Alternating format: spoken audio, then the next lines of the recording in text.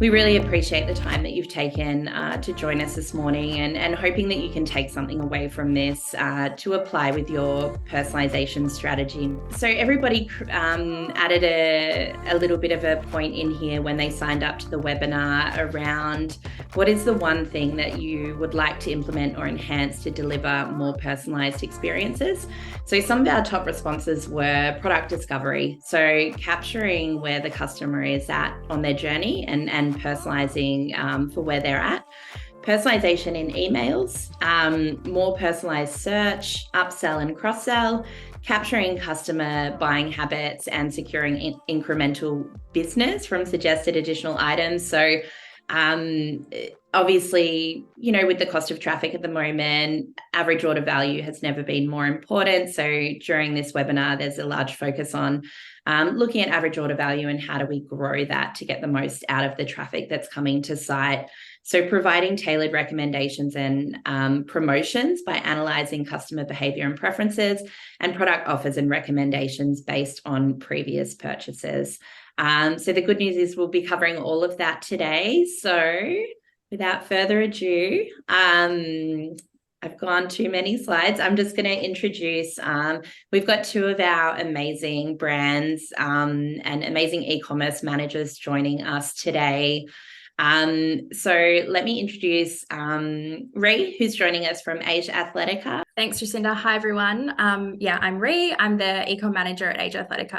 And we've also got Bella here. Hi, everyone. Thanks for joining. Yes, I'm the e-com manager here at BB. All right, so let's jump straight into it. So why is personalization important? I think, obviously personalization is a real hot topic in e-commerce at the moment. And I think from every event that I've gone to, online retailer and any kind of conference, the key talking point has been around personalization and how do we personalize that experience for our customers, both when they're on site and also after that purchase. I'd love for both of you to tell me a little bit about why personalization is important for your brands and what does personalization mean for your brands as well? Because I know personalization is pretty broad and it can mean different things. Did you want to kick off, Bella? Yeah, sure thing. Personalization is really important here at Beginning Boutique across all of the touch points that we have with our customer. When Sarah started Beginning, the whole idea behind it was that she wanted to sell clothes like she was going to be our customer's best friend and treat them in that way. And I think that customer centricity is high on everyone's mind at the moment, like especially in this economy. And what personalization really comes down to for me is helping your customer find what they're looking for in as few pages as possible and with the most ease, because assisting them on their purchasing journey is only going to benefit both of you. Yeah, for sure. And I think particularly with that age group that you guys sell to and the attention span, it's really important to capture them when they come to site. What about you, Ree? Yeah, definitely is echoing what Bella said there. But for us, it's really about tailoring the experience online to be as suited to each individual customer as possible. So we use a lot of the data through multiple different data sources, so including SearchSpring to really tailor the experience to ensure that the products that are most suited to the customers, say search or navigation, is what they're looking for right up the top, is what they're looking for in our recommenders, is what they're looking for in our upsells and cross-sells. So yeah, echoing what Bella said in terms of making it as easy as possible. But I guess our ultimate goal with personalization is to really increase that conversion and to improve customer loyalty and time on site. That's really interesting that you say that around the navigation as well. We hosted a webinar with Chris from 2XU last week, and he was talking around like personalization is obviously one point of it, and that helps you to get customers where they need to go faster. But often what's left behind is that navigation piece and having a look at like using all of the data that you can see around how people are searching and where they're actually going in your nav to help determine get them there a lot faster as well. So what we're going to cover today, why is personalisation important? So just touching back on what you've both shared, improve customer experience. So obviously, if people come to your site and they can find what they're looking for really quickly, they're going to have a great experience on site. Increase customer engagement. We know that brands that have those personalised recommendations and personalised search and merch on site, users spend it up to 4 times longer on site. They look at 4 times as many products, and you're more likely to convert a customer that is spending a longer period on your site. Enhance customer loyalty and retention. So, I mean, this comes with obviously having a great experience on the site. It's like when you go into a store, you have a wonderful experience and you're more likely to come back, which is going to help with that loyalty and retention piece as well. Higher conversion rates. So getting customers the products in front of them that they're looking for straight away is going to lead to those higher conversion rates. Cross-selling and upselling opportunities, which we're going to really deep dive into today. And also reduce cart abandonment. So getting customers where they need to go quickly, getting it in the cart and getting them checked out. Also using those data-driven insights like we've just kind of touched on around the navigation and giving you that competitive advantage as well. So I think, you know, all of us that work in e-commerce, we are all online shoppers. I know when I worked at T2, I won the Shopaholic Award 4 years in a row in our T2 awards. And it was kind of a running joke how many parcels were delivered to the office. So, you know, we spend a lot of time on different sites and we understand that what makes a good experience and what doesn't, and how we can get that advantage with personalization. So today we're going to deep dive into those strategies to grow average order value using personalization. So some of the strategies we're going to cover today, bundling products and upselling, personalization and personalized product recommendations, which is one of the core offerings of SearchSpring, cross-selling and product recommendations, abandoned cart recovery. So we'll talk a little bit about our Klaviyo integration as well. Promoting those high margin products. So, you know, we're going into that Black Friday period now, and, you know, it seems like every year that period is getting, you know, more drawn out every year. I think last year we went into Black Friday and then everyone went into Boxing Day sales straight after that. So when we kind of, you know, when we look at going into those sale periods, how do we try to protect the high margin, and how do we also look at growing that average order value? So when the margin is decreasing, how do we make sure that we're sending profitable traffic to the site? We'll talk a little bit about like shop the look and complete the look, and how we can approach personalization holistically. So not just using personalization in an isolated way, but also you know, how you can use it with banners and badges and everything else that, you know, makes that journey kind of cohesive through the whole shopping experience. All right, so to kick off on those points, we are going to start on focusing on your full price and your new in. So I know Bella and Ree, you both have some pretty strong strategies around, you know, how you do this. So Ree, did you want to talk through your strategy here around this? Yeah, sure. So essentially with our recommendations, we have some exclusionary rules and in place to basically stop the loss of maybe full price cannibalization in a sale, the loss of margin. So when a customer for us is on a full price product, our recommendations only show full price recommendations, and vice versa for a sale product. And yeah, that really is in previous collections, we may have put a similar product on markdown, and we really don't want that to cannibalize the full price sale.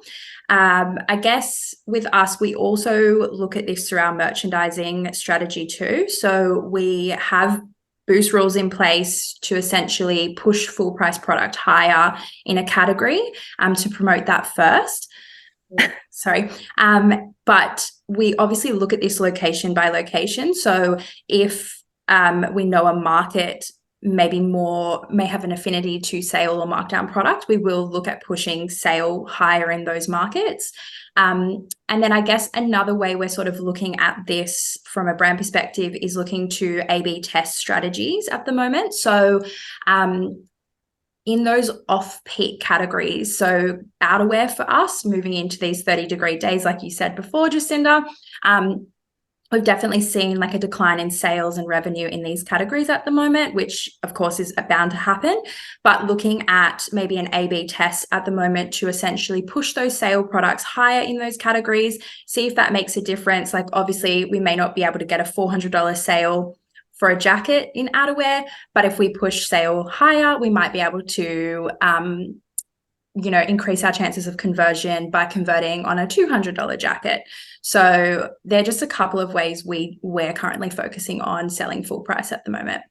Yeah, and that's a really interesting point actually that you make around the similar products, because the two key profiles that we would have and recommend on PDP would be a similar profile. And so that similar profile looks at both products that customers view together, but also similar in product data. So if you've got a t-shirt, right? And I know you guys have a lot of like core t-shirts, and that's done really well. And then you release different colors and you have half of those colors on sale. If you are running a similar profile, that's bound to make its way in if you haven't kind of considered those rules right and put those in place to prevent that from happening. Yeah, exactly. And particularly with us in terms of colors. So like just as an example at the moment, we actually went live with a new collection today, which was really focusing on blues and navies. But in our markdown collection, we actually had some newer product go live there, which is also blues and navies. So we just would really want to avoid, having customers see that markdown product and then changing their mind and buying that instead. For sure. What about you, Bella? Yeah, we definitely place a lot of importance in our recommendation strategy on our full price, and especially new for us. Like as a brand that is essentially a fast fashion brand, newness and what is trending is really important to our girl. So that is a strategy across like main placements for our recommendations on like the homepage and our collections and across our search and merch as well. But in saying that, our age group is also quite price conscious.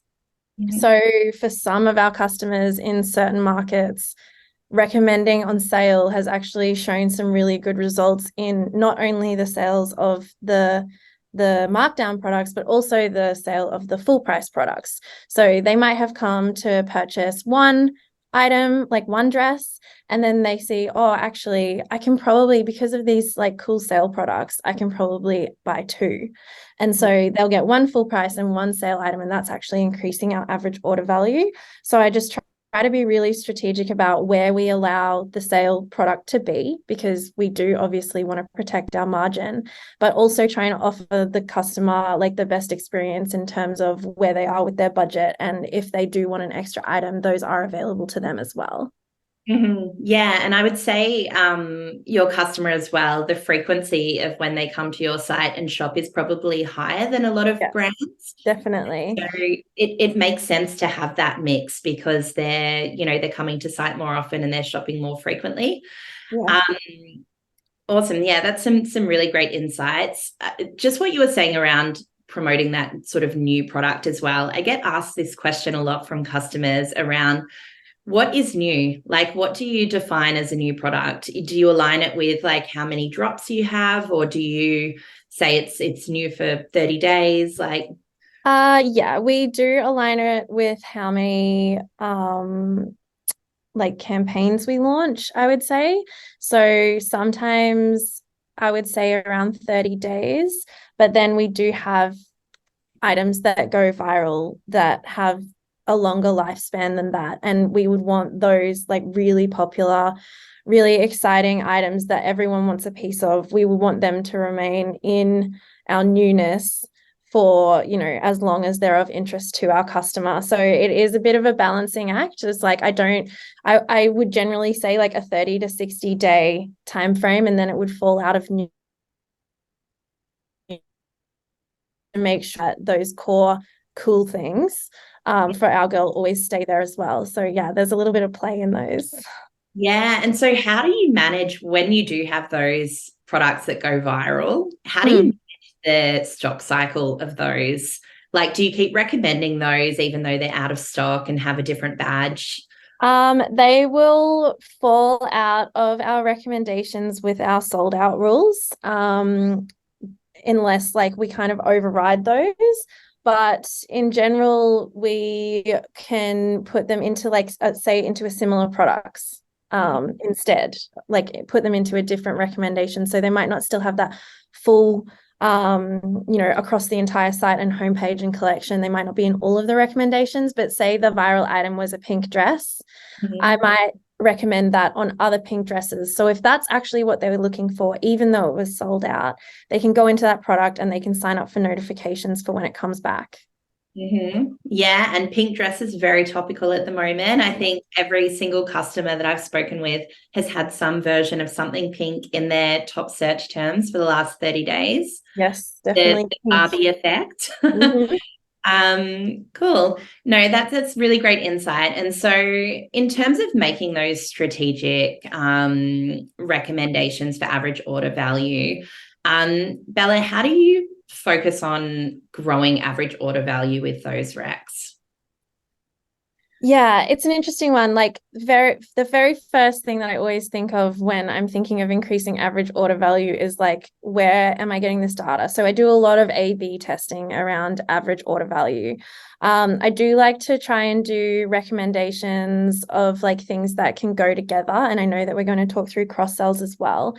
But mainly our customer is looking for dresses, but when they are on tops and bottoms, I do want them to see like things that can go with each other. And then we also have a lot of strategies around thresholding. So like thresholding for free gifts, thresholding for gifts with for shipping. And I think what recommendations is able to do there is when you're recommending correctly, people find it easy to add that extra item to get across those thresholds. So that's something that I really think about in terms of like recommending either something similar or something that can go together. Yeah. And how do you, so from being in ecom for so long and working for different brands, I know when you look at something like free shipping or you look at a gift with purchase, a lot of brands will just go, well, industry standard is like $100 or $150. And you just kind of, you do that as a free shipping threshold because that's what's happening in market. Do you, when you look at setting those different parameters around free shipping and the free gift, is it looking at like your average order value and what that looks like, or are you kind of just following the market trend with that? No, we definitely set all of our thresholds. So we have different levels. That's the key thing, right? Because you have different customers. You have the sale conscious customer who only wants to buy one dress. And your hope is that you can help her find something else that will get her over that threshold. But then you also have people who are coming, they have like 4 events and they just want to get everything at once and they're going to spend, they're willing to spend a bit more money. And so we have gifts for them as well. A big strategy that I think a lot of brands forget about in terms of gifting and just even thresholding with shipping is like, just like personalization, it should be a wonderful experience for your customer. So it has to be a gift that they want and that, sits with who they are. And we put a lot of thought into our gifts, and a lot of those are trending pieces as well. So, things that are going around virally in the same way that our clothes do and complement them.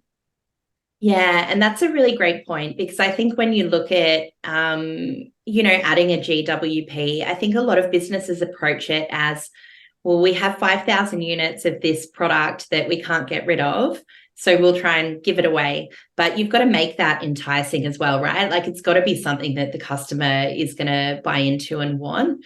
I remember from my time at T2, we used to do a lot of gift with purchase at T2. And we used to create a limited edition item that was it was especially made for a gift with purchase. And our customers at T2 they're so loyal, and they're just like, those would go absolutely nuts. Like every time we did one, we just couldn't believe the results that we saw with it. So I think when you're looking at that gift with purchase, also being strategic about what it is and looking at customers, what they're buying, what they're interested in, when you're creating that offering as well. What about you, Ree? Yeah, I guess on the gift with purchase, just a few things we do is like you said, Bella and Jacinda, making sure it is something that they want. But the other thing we sort of look into is, are there any events happening that sort of correspond? So one we ran recently is all around, we had like a running belt that we gave away, and that was to sort of correspond with the Sydney Marathon and the running events that have been popping up. So making it really enticing that way. In terms of, I guess online is a different strategy to our in-store. Sometimes in-store we offer, different GWPs just to move through stock, to sort of highlight our other brands as well. Like we stock Akari, which is our third arm of the business in store, and we look at that as a totally separate GWP. Mm-hmm. Yeah, and that's something that, like, when you sorry, Bella, you go. No, you go, keep going. I was just going to say, when I go into like an Asia and Athletica store now, I can always smell, they've got like the room scents in there now. But also I went into Athletica and they had like juices as well one day. Do you do kind of activations? Because I know the sports area is like it's a really great area that you can do those gift with purchases and those little activations, because there's always events that are running on. Yeah, exactly. And Akari, for anyone who doesn't know, is that wellness side of the business. So we do a lot of tonics, we do a lot of supplements. So pairing that, it pairs beautifully back with the product that we sell, especially the active product. So we like to sort of tailor the gift with purchase, not only to promote Akari, but also it really pairs back with what we're trying to sell to our customers and with what our customers, we know that they'll want. Mm-hmm. Yeah. When I was at Two Times You as well, we would always sponsor, if there were triathlons or there are events running, like were close to us. And we did one where if people were buying any triathlon gear, they got locked laces, which are like the laces that you can lock down that don't come undone when you run. And that word just went bananas as well. So some really great insights on being really strategic with offering those gift with purchases. So moving on to, I guess, more of the kind of, creative side. I think that with the branding and aesthetic side, there's always, there's a lot of brands that I talk to where there's a little bit of a battle with personalization versus like losing that control and that kind of, ability to curate. With Search Bringer, you can have a mix of both. So you can run those profiles, but you can also, pin products and you can curate. Both of you have just gone through a really big change in your business. So it would be great to talk through, Bella, I'd love to hear about the rebranding and, the way that you've tied your personalization strategy into that new branding for Beginning Boutique. Yeah, sure. Beginning Boutique has just gone through probably the most major rebrand in our business history. And it's just in line with what our customer wants, who they are. I think everyone knows that Gen Z is a very different generation to those who have come before. And a lot of that comes down to look and feel. And sometimes when your main kind of source of truth is data, it's difficult to then turn that into look and feel and make those two things sit together. And in our rebrand, we really wanted it to flow across everything. So across our site, across our marketing, across our socials. And obviously it wouldn't make sense if our recommendations were showing products that, are potentially not a part of our core branding anymore. And a couple of ways that we've done this is through our filtering and our profiles and things like that. We've run some really interesting A/B tests on curation of collections by color. And in certain product categories that shows a lot of promise. For example, if you take like wedding guest dresses, like everyone might want to dress in a similar color. So sitting those items together and allowing like a friendship group to all be able to see those things at the same time has really worked well for us. We also curate by shoot style, and that comes out of our launch date data. So we have a very specific photo shoot strategy, and we'll shoot our products that are meant to go together in like one kind of launch, and we do 2 launches a week. So what I've been able to do is create filtering on not just our recommendations, but also our search and merch based on that date data, and allow those items to sit together and maintain their cohesion across the site. And then we also have just started running tests on search and merch, and I'll probably flow this into Rex too, but search and merch by model. So we have all of our model data flowing through into SearchSpring, and we do find that we are one of the few fast fashion brands in Australia that offers like a really comprehensive sizing range. So we go from size 4 to 24 at the moment, and allowing people to be able to see products by model that like potentially they identify with, reminds them of their own body type and things like that. I'm really excited to see what those results will show as well.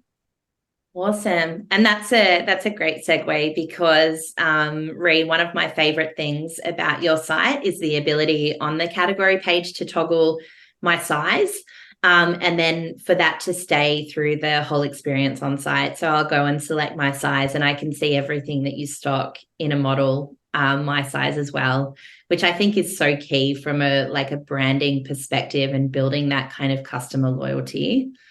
Yeah, absolutely. We shoot everything on site on 3 sizes. We hope it's a really good cross-section of the public and of our customer.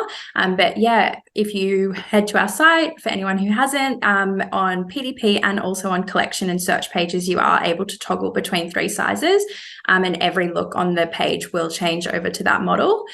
But I guess just in terms of us, yeah, really similar techniques actually to Bella. We also merchandise things based on drop. So our design and merch team work really hard on the fabrics and the colors. So they make my job as a merchandiser really easy because I know that everything in that drop is visually going to look incredible together.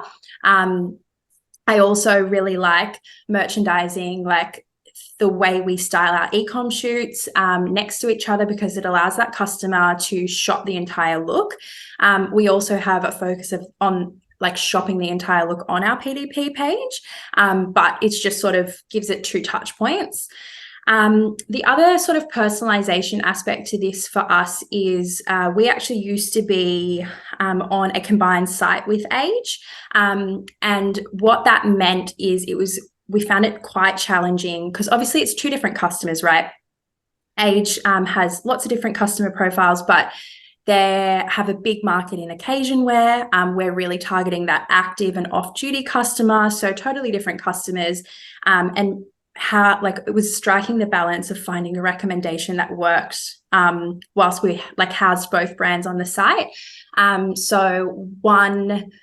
We used to have so many exclusionary rules in place to ensure that Athletica product wasn't showing for Age product on PDPs and vice versa around the site, because a mixed carousel kind of looked a bit disjointed. So now we're quite lucky now that we are on a different domain and we have our own site. We can really lean into that data that we're collecting. It's really who our customer is and how they want to shop. And then we can really target our recs, our search, our merchandising, everything to our customer. There's no sort of infiltration of Age data there. So that's one thing that we've been really leaning into since we migrated in May. Yeah, and I know that split's been a game changer for you in terms of being able to create that specific strategy for Athletica and bring that into your merchandising, your recs, everything. I'd love to hear, if we've got some companies or some brands that are thinking about doing a similar split. We've got quite a few customers that are like a multi-brand. What would your advice be for customers that are looking at potentially doing that? Yeah, I mean, short and sharp would be do it. It definitely made a huge difference for us. It means we can just really, I guess for the first time, we haven't had like cloudiness in our data, and it's meant we've been able to really lean into what our customer wants, who our customer is, and really create those experiences on site for them. I guess, yeah, we always sort of had a thought of who our customer was, but until we sort of separated that data out, we didn't know. So it was sort of like shooting in the dark. Like we weren't quite sure. We did our best, but we've seen huge growth just in the last, how long has that been? 4 or 5 months since we separated out the sites. Yeah, it makes a huge difference. But I guess from a multi-branded perspective, yeah, I can't speak on behalf of that, as we don't stock like lots of brands on Athletica. But yeah, I would just say try and look into the data, like use the search part, specifically the search results and the no search results and the search preview in SearchSpring, and see how others are buying, see what's brought together, and sort of lean into that. And it really does make a difference. I just think it's so interesting how Ree's talking about like the two separate customers between Age and Age Athletica, and it's like essentially two different brands. And sometimes I do feel that way about our customer across the different countries. So what the like US customer versus what the AU customer want and love are actually very, very different. And even the wording that they use, like the search terms, and things like that. So sometimes I feel like I am merchandising and recommending to like two totally different customers, even though it's the same items. And I do think that's very interesting, is like making sure that you're looking at that data and knowing who your customer is. Yeah, for sure. And so when you were looking at splitting those, Ree, was the driving force behind that being able to like personalize for that specific athletic customer and being able to split out your data in like not just, SearchSpring, but your entire stack and get that true view? Yeah, that's exactly it. I guess we'd never had a full focus on Athletica because it was always ensuring that the strategy worked for both brands. But when you do have a different customer, your strategy can't be the same. It's always sort of going to hit like a ceiling that's going to work for both brands, but you can never really stretch past that. So yeah, being able to fully understand, get a full picture of who our customer is, how they shop, what they like, the sort of categories they buy into.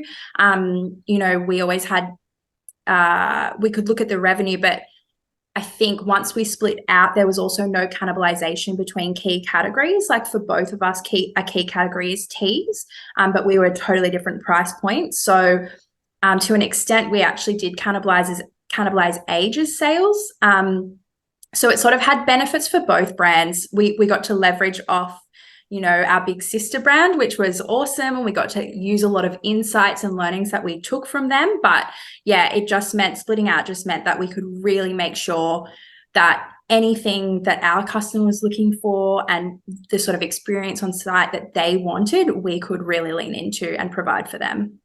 Yeah. And you guys have an absolute powerhouse of a team there, and I'm so excited to see what's coming next for Athletica. So let's talk a little bit about bundling your products to increase average order value. So a very exciting update in here as well is that SearchSpring has just acquired a bundling tool as well that we will look into bringing into our SearchSpring offering, which is so exciting. I think bundling is a key part of driving that average order value. And also personalization, like when you look at bundling those products, obviously the more effective the products you're recommending are, the more you're likely to have success with that bundle. I know, Ree, that you just recently had some bundling on site with your crops and your leggings. Did you want to talk through the way you approach that? Yeah, definitely. So we, as we've talked about before, have a cross-sell profile on our PDP pages, but we recently ran a bundle, which was if you purchased a full price legging, you got a 50% off crop of your choosing. So the way we sort of approached this to ensure that customers were sort of buying into the bundle was a few different prongs, I guess. So the main one was if you were on a legging page, you would see included crops. So we added some category rules there to make sure that that's what was displaying in the recs. And then we sort of coupled that with banners and badges on site. So the one sort of really great element of our recs is we're able to also display, we haven't removed the badges from displaying in our recs. So basically, if you were on that leggings page and you saw the recs, you would also see the badge that said 50% off with the legging. So it really just solidified the message, I guess, and solidified the bundle. And then we also use banners throughout the site to essentially push customers into the correct collections, push them around the site to purchase into this bundle. And I think the three elements of this really work together. But I guess, yeah, what I liked about the Rex too, probably should have mentioned this before, but is we kept our sort of boost rules and our, so we weren't like pinning specific products and making it really manual. Or really like curated for the customer. They were still, the crops that were showing were what was best selling or what was most similar to the legging, so that the customer could see the set, because we know that's how customers like to shop, particularly in our row site or our rest of world site. So it was really effective all round. I think the three together is what really made that bundle promotion successful. Yeah, and I think that when you look at the SearchBring platform, using everything together is where the true power is, right? Being able to use those banners, drive people to that promotion, use those badges for visibility, and then also, at a category level. So, we set category rules so you could have just one product from a specific category. So if I'm looking at leggings, I get a crop, but then the crowdsourced data will put the most appropriate thing from that category. Is that the first bundle that you have done at Athletica?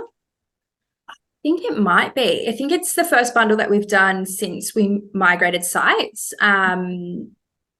So yeah, it was the first time we actually got to really test it out, because when we were on the combined side, it was a little bit harder to make that all run smoothly. So definitely we'll be looking into doing that again in the future, because it did work really well for us.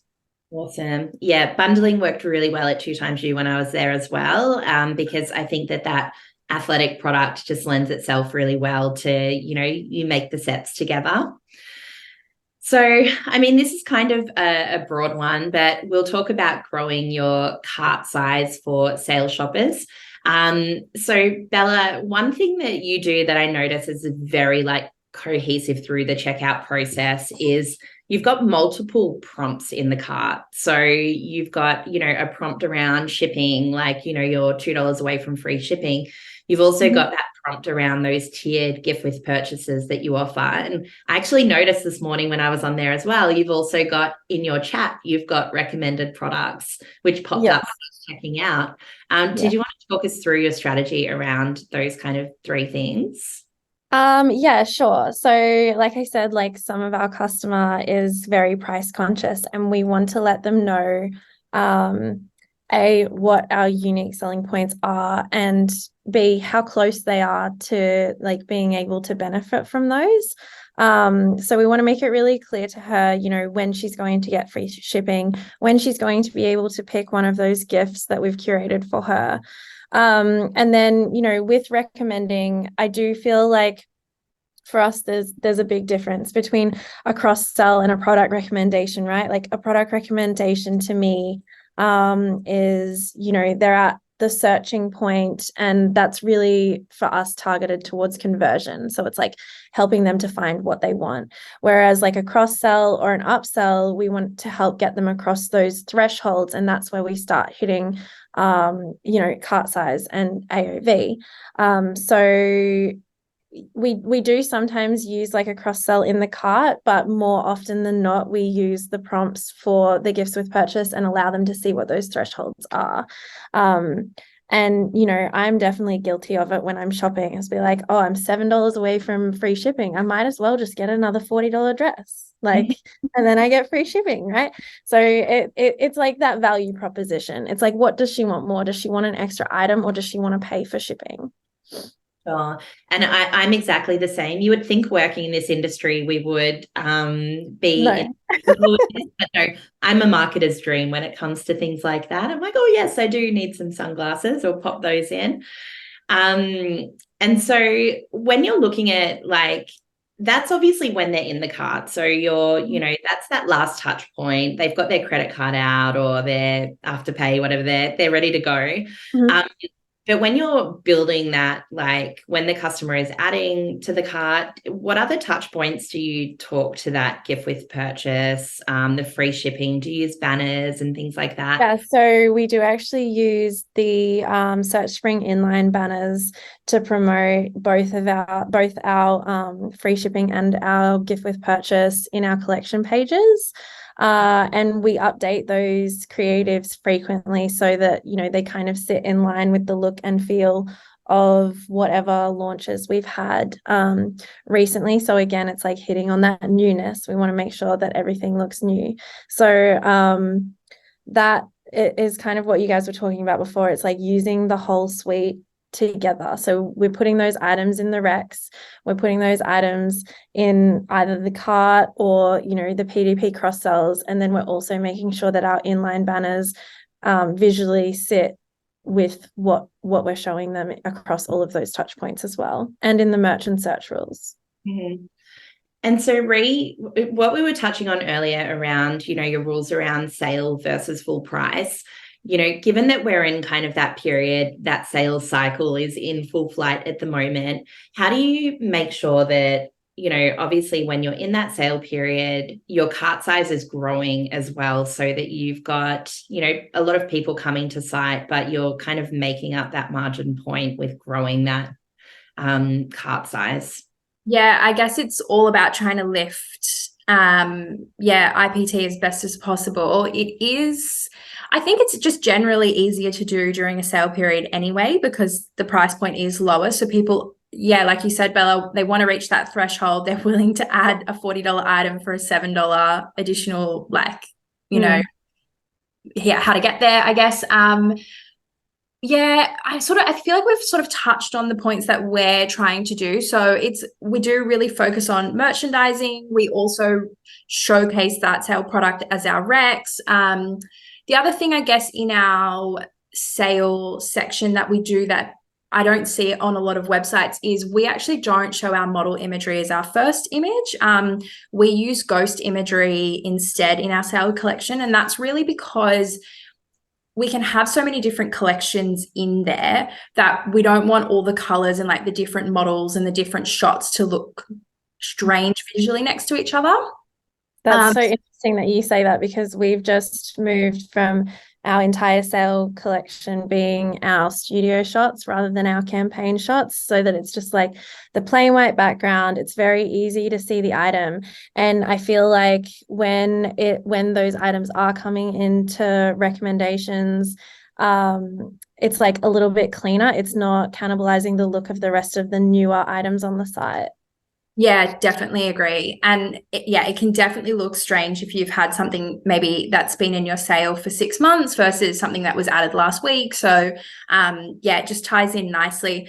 But I guess this is sort of a segue into the next section, but we've also just introduced a mini cart recommender. So this is something we've been working on for a while.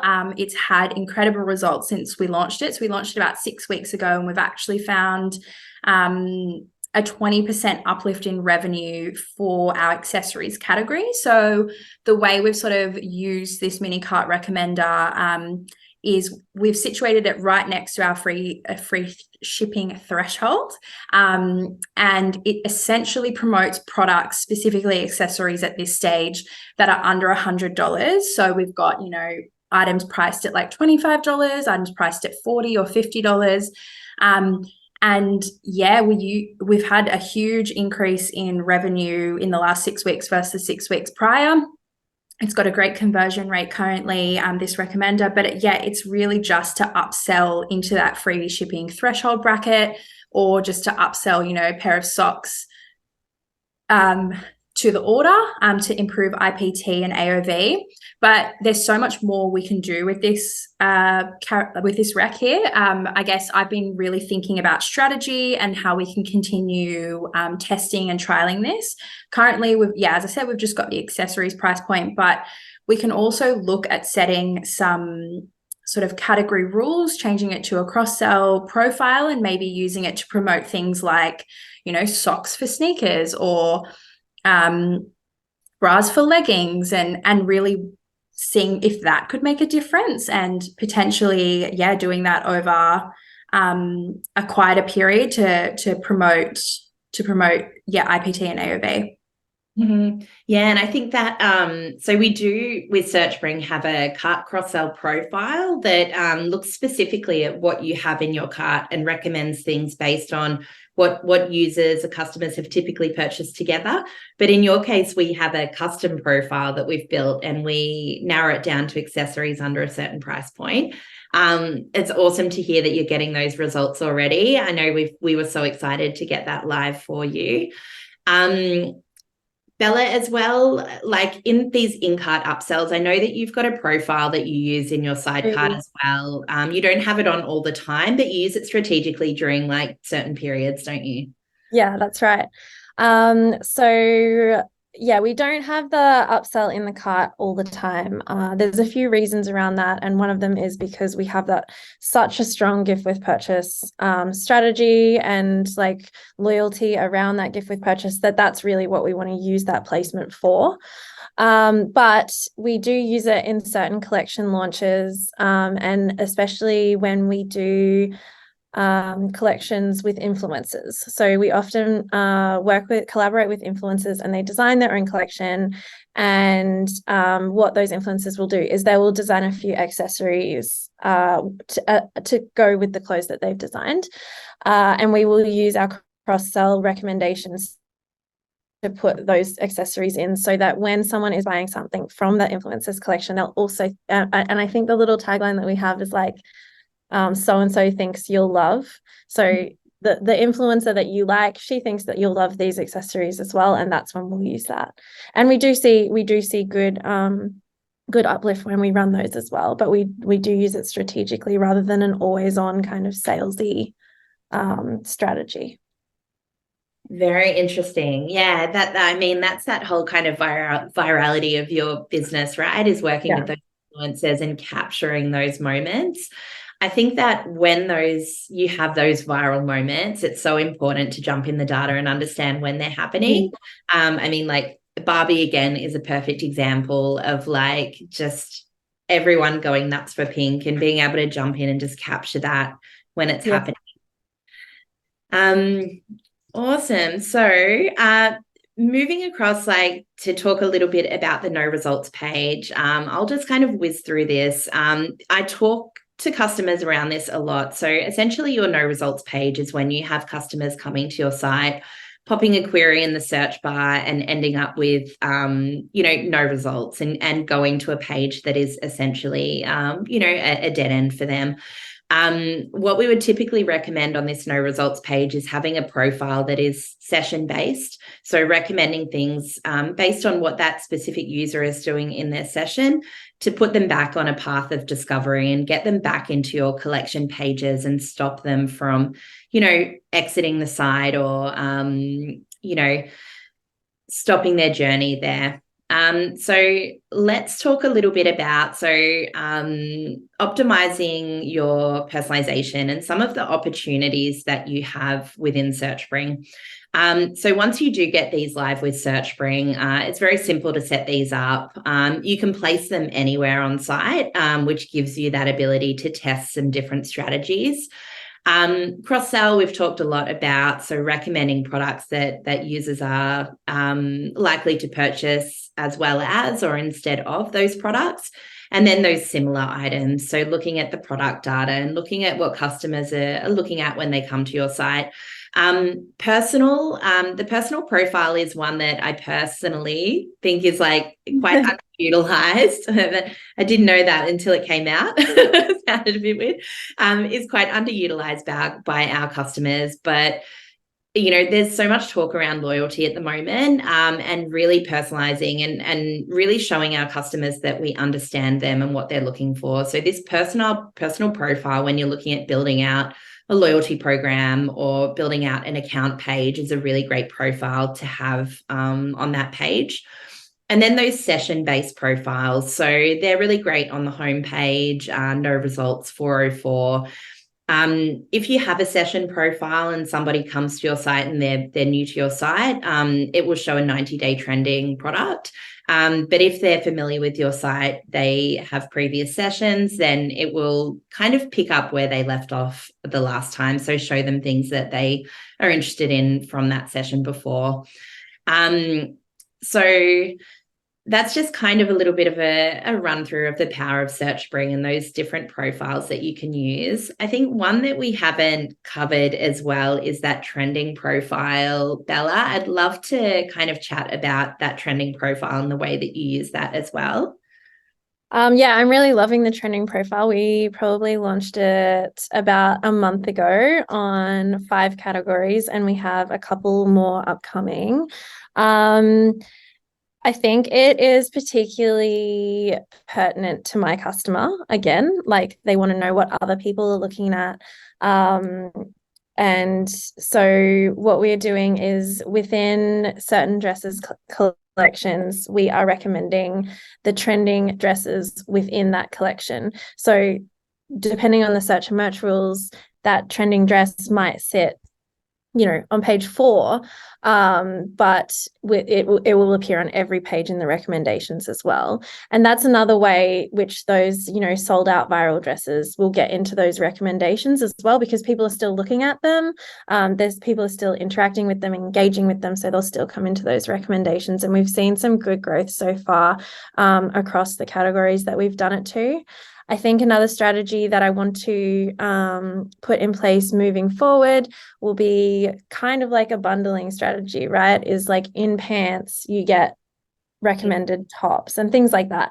So you don't, the beauty of the trending block for me is that it doesn't have to be trending within the category that it sits in. You get to decide what trending category sits in whatever collection you want across your site. And so it can be used as a basic rec, which is what I'm doing at the moment, but it could also be used as a cross-sell or an upsell.